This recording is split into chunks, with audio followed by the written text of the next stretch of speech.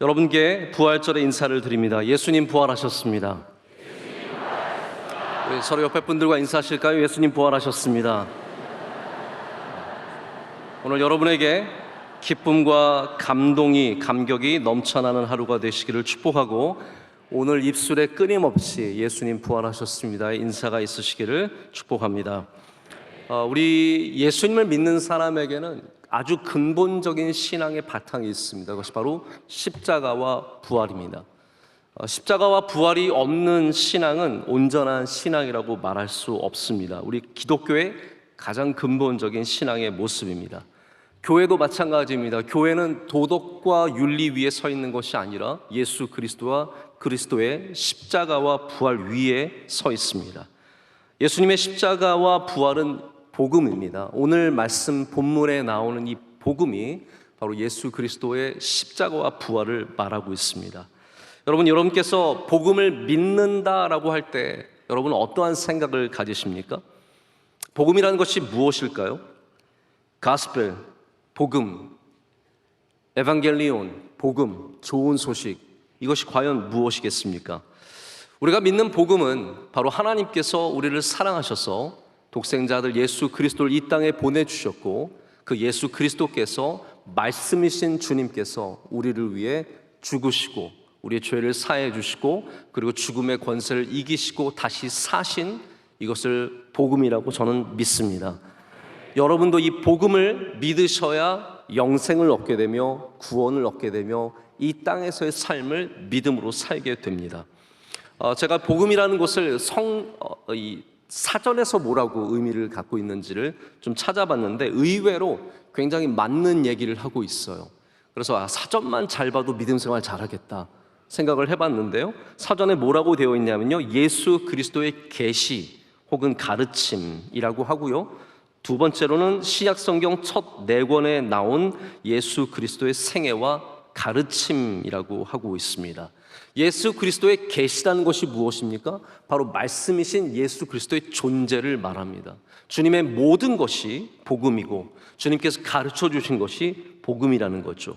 이 복음은 예수 그리스도를 응축하고 있는 모든 것들이 다 이 복음 안에 담겨져 있습니다. 그래서 우리가 주님을 믿을 때 우리는 죄와 사망에서 구원함을 얻어서 영원토록 생명을 누리는 주의 백성들이 되는 줄로 믿습니다.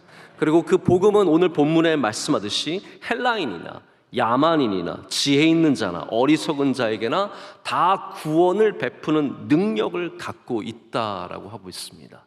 여러분, 이것이 바로 하나님의 능력입니다. 하나님의 능력은 이 복음이 우리가 특별한 지식과 능력과 지혜를 가져서가 아니라 우리는 부족하지만 이 복음을 믿는 것 자체로 구원을 얻게 하신다라는 것이죠.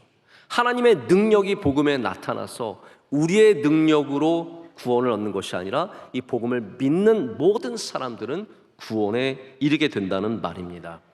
제가 오늘 부활절에 왜 하나님은 누구신가라는 제목을 정했겠습니까? 왜 부활의 얘기가 아니라 하나님에 대해서 얘기하겠습니까? 사실 부활절이라고 하는 이 부활의 귀한 절기에 많은 사람들이 예수님의 부활만 보고 있지만 이 부활을 쓰고 이 부활을 이루신 하나님의 모든 메시지가 그 안에 담겨 있음을 저는 생각해 보게 되었습니다. 그래서 오늘 이 부활절의 아침에 여러분과 함께 왜 하나님께서 이 부활을 이루셨는지, 이 부활 안에 담겨져 있는 하나님은 어떠한 분이신지를 좀 함께 생각해 보자라는 것이죠. 우리가 작가를 보면은, 작품을 보면 작가를 조금 이해하는 부분들이 있습니다. 예를 들어서 반 고흐의 작품들을 보면 반 고흐라고 하는 사람을 조금 이해할 수 있습니다. 수많은 아름다운 작품들을 보면서 이 작품을 그린 사람이 어떠한 사람인가, 혹은 문학작품, 톨스토이의 작품이든 도스토옙스키의 작품이든 수많은 귀한 문학작품들을 보면서 이 글을 쓴 사람의 모습, 그 사람의 삶은 무엇인가를 생각해 보게 되지 않겠습니까? 제가 고난주간 동안에 평소에 안 들어봤던 말러의 부활이라고 하는 심포니 2를 계속해서 좀 들어봤습니다. 이 부활이라고 하는 주제가 너무 굉장히 귀해서 제가 별로 친하지 않는 말러, 말로는 굉장히 어려운 작곡가로 알려져 있지 않습니까? 저는 뭐 그냥 심포니 5는 좀 쉽고 듣기 좋으니까 종종 듣지만 2는 처음 들어봤습니다. 근데 특별히 5악장에 가면은 합창과 독창, 중창이 계속 나오면서 아주 오묘하고 아름다운 음악의 힘을 느끼게 하는 감동과 은혜가 있었습니다. 근데 저는 솔직히 이 교향악 계속 들으면서 말러가 누구인지 단 조금도 이해할 수가 없겠더라고요. 음악이 너무 난해하고 힘듭니다. 아마 말러를 이해하시는 분들은 굉장히 클래시컬 음악에 아주 깊은 교양을 갖고 계신 분들이나 작곡가들, 음악가들, 뭐 지휘자나 훌륭하신 분들 외에는 말러를 잘 모를 것 같아요. 그러나 여러분, 우리가 작품을 자꾸 보게 되고 작품을 사랑하게 되면 그 작품의 저자를 알게 됩니다. 제가 드리고 싶은 말씀은 이겁니다. 우리가 정말로 예수 그리스도를 사랑하고 예수님의 말씀과 복음을 사랑하게 되면 그 모든 저자이신 하나님을 알게 된다라는 거예요. 근데 이것은 말로처럼 어렵게 하는 것이 아니라 여러분 성경을 믿고 따라가면 성령께서 여러분의 마음의 문을 여셔서 하나님을 알게 하는 은혜를 주신다라는 겁니다. 오늘 그래서 우리는 이 부활절 예수님의 부활을 보면서 이 부활의 모든 이 복음의 저자이신 하나님이 어떠한 분이신지를 생각해 보기를 원합니다. 제가 오늘 시간상 여러분께 두 가지만 좀 말씀을 드리고자 합니다. 그 첫 번째가 바로 능력의 하나님이십니다. 능력의 하나님. 여러분, 하나님은 능력이 있으신 분이십니다. 그 능력이 바로 이 부활을 통해서 나타나게 됩니다. 살리시는 능력, 죽은 자 가운데서 생명을 일으키시는 능력을 보게 되며 이것이 하나님의 능력의 정점에 있다는 것을 우리는 믿음으로 고백을 하게 됩니다. 제가 하나 좀 이야기를 드리고자 합니다. 우리나라는 이제 보통 결혼을 하고 나면 고부 갈등이 있다라는 얘기를 듣게 되지 않습니까? 며느리와 시어머니가 사이가 별로 안 좋대요.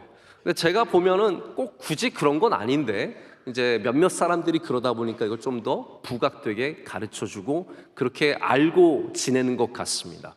근데 서양 문화는 반대입니다.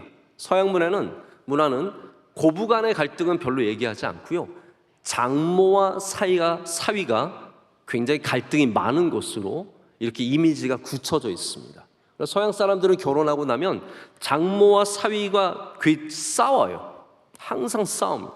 사위는 참견하는 장모가 싫고 장모는 사위를 보면 다 못마땅하고 아마 지금까지 장모님 마음속에 여러분들 마음속에 사위가 못마땅한 것들이 있었으면 나는 외국 사람인가 보다 생각하시면 됩니다. 근데 여기 평소에 장모님과 사이가 좋지 않았던 예수님을 믿지 않던 한 사위가 있었습니다. 근데 장모님의 평생 소원이 성지를 한번 순례를 하는 것이었기 때문에 어쩔 수 없이 장모님을 모시고 아내와 함께 성지를 가게 되었습니다. 가서 여행을 한참 하는 중에 그만 장모님이 몸이 편찮아지시더니 위독해지시더니 그만 거기서 돌아가셨어요. 이거 진짜 이야기가 아니니까 너무 심각하게 듣지 않으셔도 실화가 아닙니다. 그래서 이분이 수소문을 해서 장의사를 찾아갔습니다. 그랬더니 장의사가 말하기를 어머니를 고국으로 모셔가서 거기에 장례를 치르고 싶으면 우리가 보내는 비용이 한 5,000불 정도 든다. 꽤 많은 돈 아닙니까? 우리나라 돈으로 한 600만 원 이상 드는 거죠.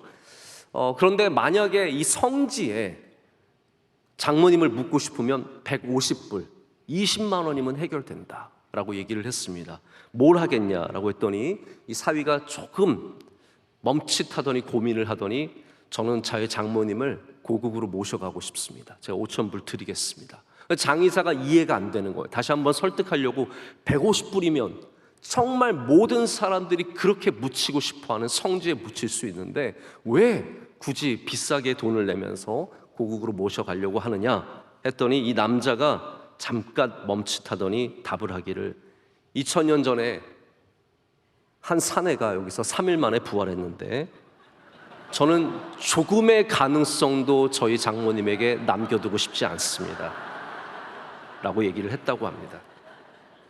그럼 물론 이거는 진짜 있었던 일은 아니지만 여기 예수님을 믿지 않았지만 하나님의 능력을 마음속에 생각해 본 한 이야기가 있습니다. 여러분, 우리는 혹시 반대 아닙니까? 우리는 예수님은 믿고 있지만 하나님의 능력은 여전히 믿지 못하는 모습을 갖고 있지는 않습니까? 오늘 이 아침에 부활절을 맞아서 여러분에게 능력의 하나님, 하나님의 능력을 믿는 믿음이 있으시길 축복합니다. 하나님은 죽은 자를 살리시는 분이시라는 거죠. 우리는 부활의 사건을 통해서 하나님의 능력을 만납니다. 성경은 하나님의 능력으로 가득합니다. 여러분, 성경 전체를 메시지라고 하지 않습니까?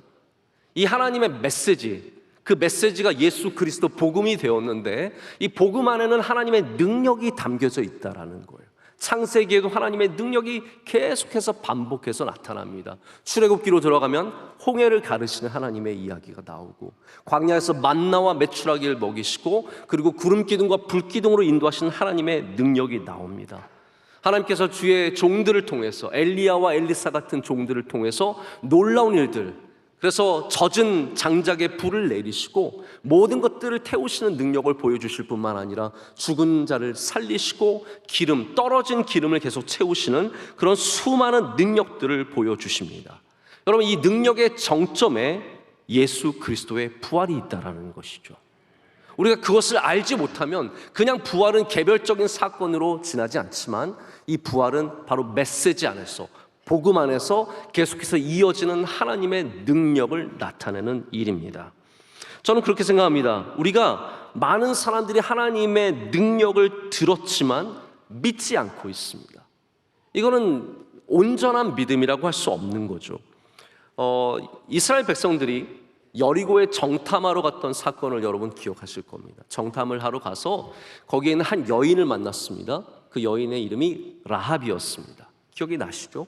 라합은 어떠한 믿음을 갖고 있었냐 하면, 많은 사람들이 이스라엘이 애굽을 탈출해서 광야를 지나서 가나안에 오기까지 하나님께서 그 가운데 어떠한 놀라운 일들을 행하셨는지를 사람들이 다 들었습니다. 근데 라합이 말하기를, 내가 그 이야기를 듣고 하나님의 놀라우신 능력을 보고 듣고 나는 거기에 믿음을 갖게 되었다라는 거예요. 그게 하나님께서 기뻐하신 라합의 믿음이었습니다. 여러분, 믿음이라는 것이 무엇입니까? 하나님의 행하시는 일들을 듣고 그 하나님의 능력을 내 안에 받아들이는 것입니다. 하나님께서 홍해를 가르시는구나. 하나님께서 아말렉을 물리치시는구나. 하나님께서 반석에서 물이 나오게 하시는구나. 오늘 부활하신 예수 그리스도의 그 복음 안에 임한, 복음 위에 임한 하나님의 능력을 믿을 때 우리 또한 라합의 믿음처럼 하나님의 능력을 믿는 믿음을 갖게 될 줄로 믿습니다. 오늘 본문의 말씀은 로마서는 사실 모든 한 구절 한 구절이 귀한 성경이거든요. 참 한 장 한 장 쉽게 넘어갈 수 없는 귀한 성경인데, 그 중에서도 핵심 구절 중에 하나가 오늘 말씀 가운데 있습니다. 16절 말씀이죠. 내가 복음을 부끄러워하지 아니하노니 이 복음은 모든 믿는 자에게 구원을 주시는 하나님의 능력이 됨이라. 아멘. 이 복음에는 하나님의 능력이 들어 있습니다. 우리가 능력이 있어서 이 복음을 믿고 이 복음으로 말미암아 구원을 얻게 되는 것이 아니라, 야만인이나 헬라인이나 배운 자나 못 배운 자나 가진 자나 없는 자나 상처 입은 사람이나 세상에서 소외받은 사람이나 누구든지 이 복음을 붙잡으면 그 안에 있는 하나님의 능력이 여러분을 붙잡아 주시고 구원을 이루신다라는 겁니다. 오늘 이 아침에 이 복음을 붙잡으시기를 축복합니다. 하나님의 능력을 믿는 믿음을 가지시기를 축복합니다. 우리의 세계관이 무엇입니까? 내가 갖고 있는 세계관은 부활이 존재할 수 없습니다. 우리 이 세상의 월드뷰라고 하는 세계관은 하나님께서 이루시는 역사, 이 능력들을 절대로 다 믿을 수가 없습니다. 왜냐하면 내 세계관에서는 불가능한 일이에요. 내 세계관에서는 오병이어는 불가능한 일입니다. 내 세계관에서는 나사로가 살아난 일은 불가능한 일입니다. 하지만 우리의 마음의 문을 열어서 하나님의 창조하신 능력의 세계관을 붙잡게 되면 우리는 그 안에서 하나님께서 이루신 일들을 믿게 될 줄로 믿습니다. 신약 시대에도 부활을 믿지 않았던 예수님 시대의 사람들이 있었습니다. 바리새인과 사두개인들을 구별할 수 있는 가장 쉬운 기준이 뭐냐면 부활을 믿느냐 믿지 않느냐였습니다. 사두개인들은 부활을 믿지 않았습니다. 바리새인들은 부활을 믿었습니다. 그래서 사두개인들은 예수님께 오면은 항상 부활에 대한 아주 곤란한 질문을 던졌습니다. 여기 마가복음에 예수님께서 사두개인들을 만나시는 장면이 12장에 나옵니다. 사두개인들이 예수님을 만난 다음에 어려운 질문을 하나 던졌습니다. 유대인의 관습은 형이 상속자를 갖지 못하고 죽으면 그 동생이 형의 아내를 취하게 되어 있습니다.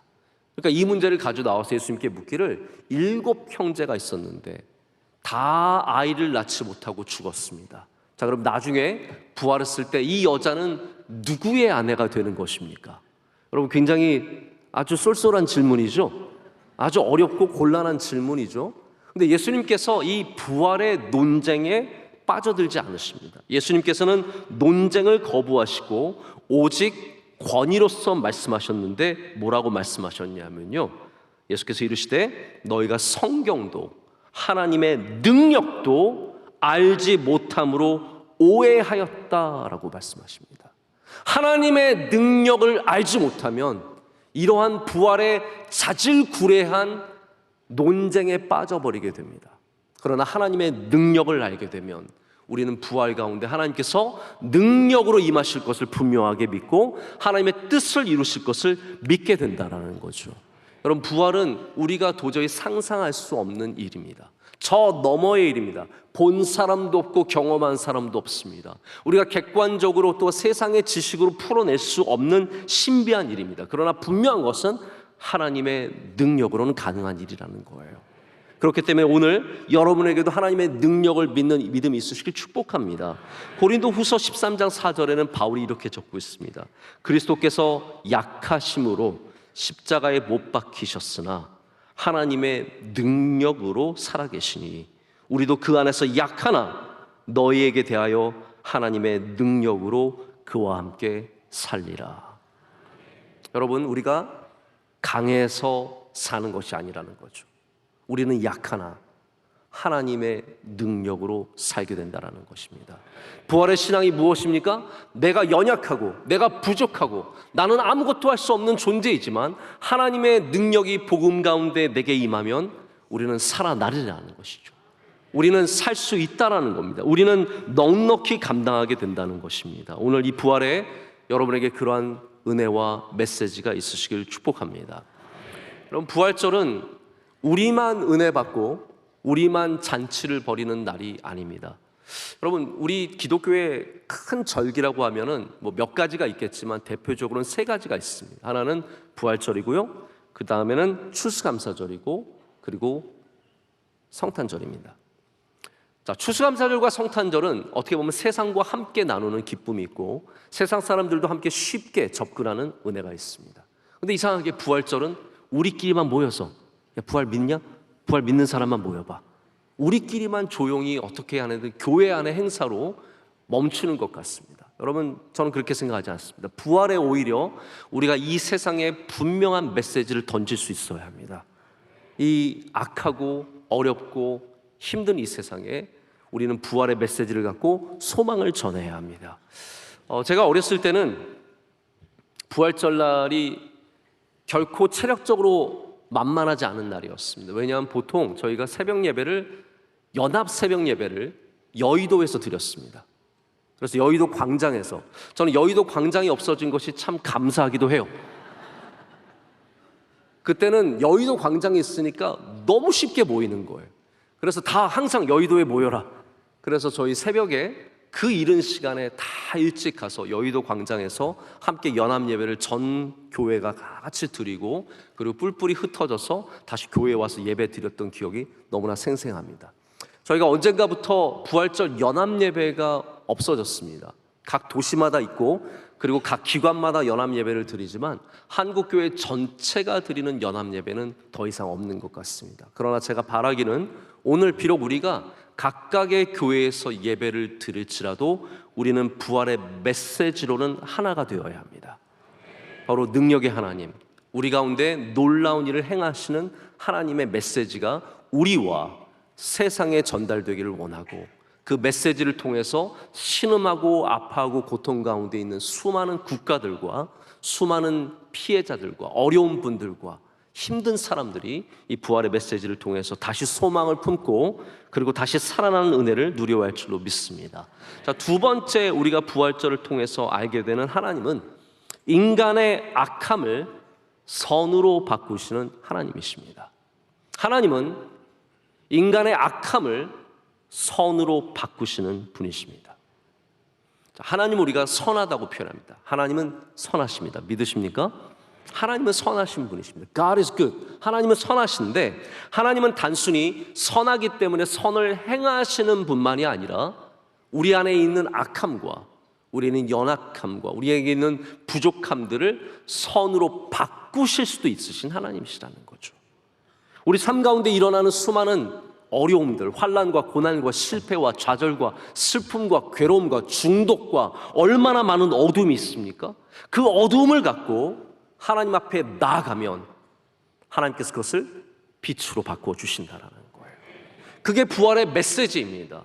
죽음의 어둠 속에 있었던 예수 그리스도를 하나님께서 다시 빛으로 끌어내셨고 다시 생명으로 나오게 하셨으며, 인간이 행한 수많은 악함, 유대인들이 공모했습니다. 모략을 세웠습니다. 주님을 죽이기 위해서 온갖 모의를 다해서 결국은 십자가에 못 박혀 죽였는데, 그 악함을 하나님께서는 변화시키셔서 온 인류를 구원하게 하시는 부활의 역사를 이루어내셨다라는 거예요.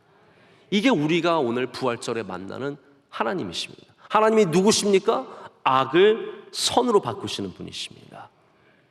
성경에는 그러한 중요한 사건들, 예들이 많이 나옵니다. 대표적으로는 창세기 50장 20절에 있는 요셉의 고백입니다.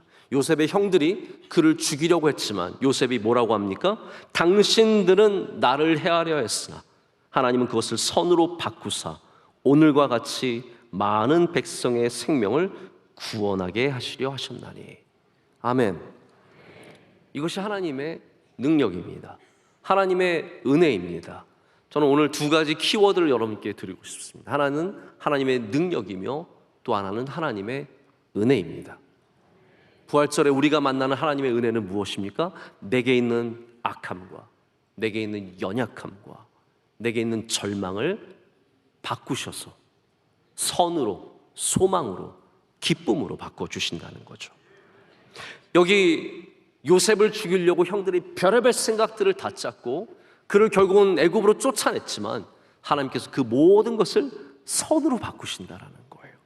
이게 하나님께서 하시는 일입니다. 우리 성경에는 그러한 증언들이 많이 있습니다. 에스더서를 보면은 하만이 유대인들을 몰살시키기 위해서 집단 학살을 위해서 모든 모의를 마쳤습니다. 이제 죽이기만 하면 됩니다.